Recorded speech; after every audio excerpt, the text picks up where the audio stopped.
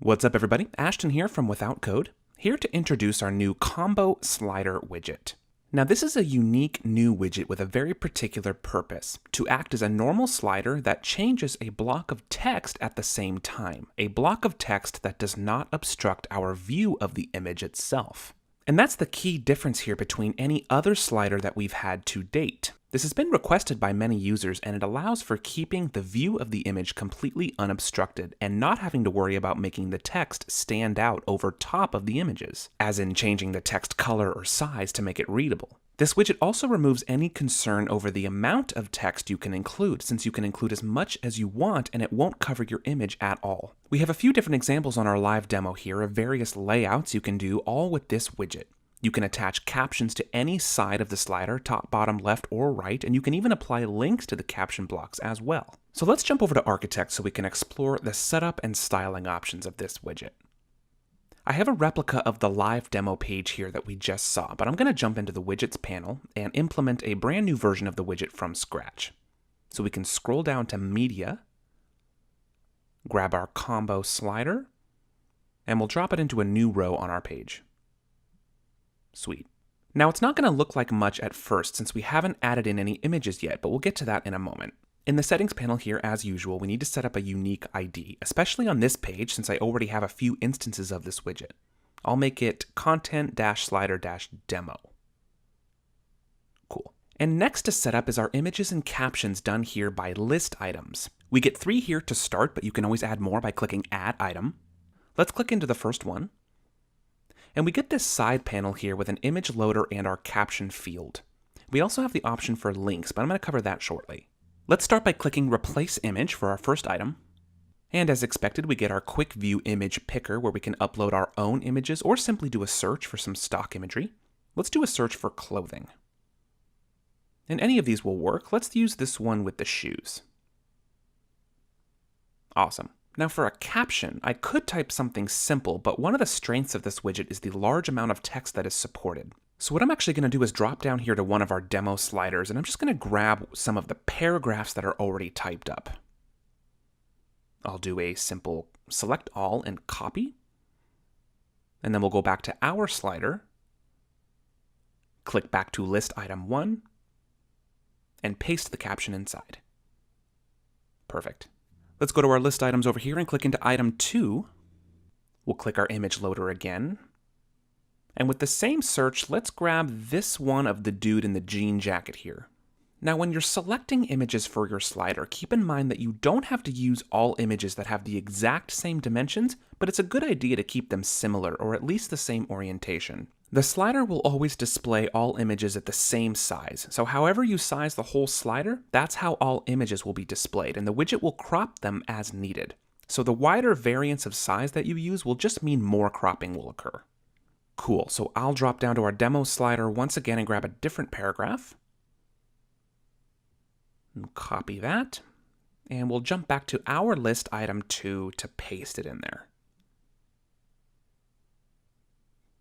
Perfect. And into list item 3, click into the image loader, and let's get this woman here with the shopping bags. And back to our demo slider once again, we'll grab a third paragraph, and then back to our slider, and we'll paste it in our third list item. Sweet. Now let's close out of the settings panel for just a moment. As you already noticed, once you load in an image, you'll be able to see your slider in the editor here, which is awesome.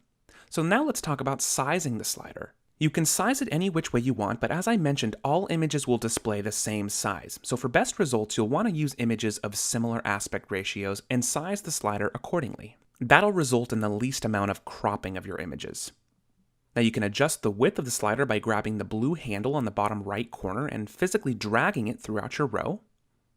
And as you do that, the slider will do its best to adjust in real time here in the editor, but if it doesn't appear 100%, either the image sizing or the text placement, don't worry, it'll always appear correct in a preview or a publish. And if you want, you can always give your browser a refresh here in the editor to force it to reload properly if needed. So that's how we adjust the width. Now to adjust the height, we want to jump back into the panel, and our next option below the list items will allow us to do just that. So if we need a little bit more height to these images, we can just punch this slider up as needed. Now let's run down the rest of these options we have here. Slides to show. Now this setting allows you to set the number of images that will show at once. So similarly to how we saw in one of our demo sliders before where there were several visible, you can set that here. And following that is slides to scroll. Now this allows you to scroll a certain number of slides per scroll or per click. Now you'll only want to use this if your slides to show is set to 2 or more. Also, this functions best when you set it to something that's divided evenly to how many slides are shown at once. Now for example, scrolling 3 slides is a nice fit for sliders that show 3 or 6 slides at one time. Or scrolling 2 or 4 sliders is best for sliders showing 4 slides at a time. Infinite scroll, this allows the slider to return to the beginning slide and continue looping after the last slide is reached. So let's go ahead and toggle this on. Following that is center mode. This option displays partial images on the right and left slides of the slider, creating that classic carousel look. And as usual, this mode is best used when an odd number of images are shown at once. Arrow navigation allows you to toggle on or off the navigation arrows for the user to slide through themselves. We'll leave these on. And then dot navigation, similar to arrows, but done with pagination dots that will appear below the captions. So let's go ahead and toggle these on as well. Now for autoplay, we can click into this and we get a side panel here where we can enable autoplay. So let's go ahead and do that. And we also get the ability to determine the speed of the slides, as well as an option to pause the slide with a mouse hover. So that's pretty cool. Now before we do a final preview, let's click over to our design section.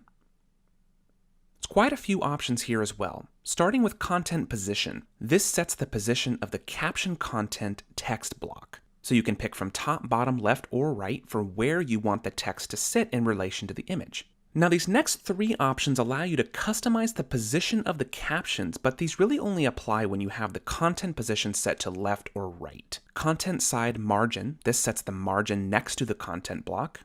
And content padding, this sets of course the padding inside the content block, between the block edge and the text.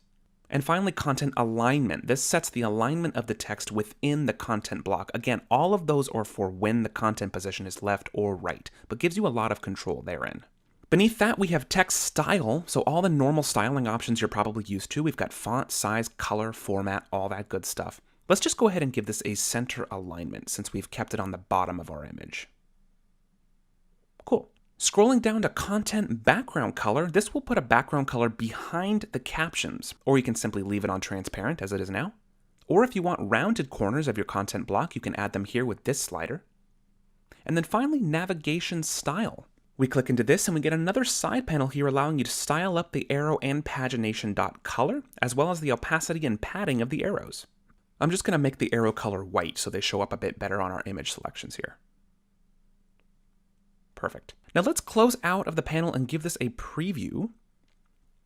Everything's looking great. We can navigate with both arrows and the pagination dots. We've got our paragraph scrolling nicely with each image, allowing for infinite looping as we set it. And with just a few minutes of setup, we've got a beautiful and interactive slider setup capable of supporting large bodies of text that don't obstruct our images whatsoever. Really quick before I close out, I want to jump back into the editor and go into the settings panel once more. And I'm going to click into a list item, and we're going to click into link.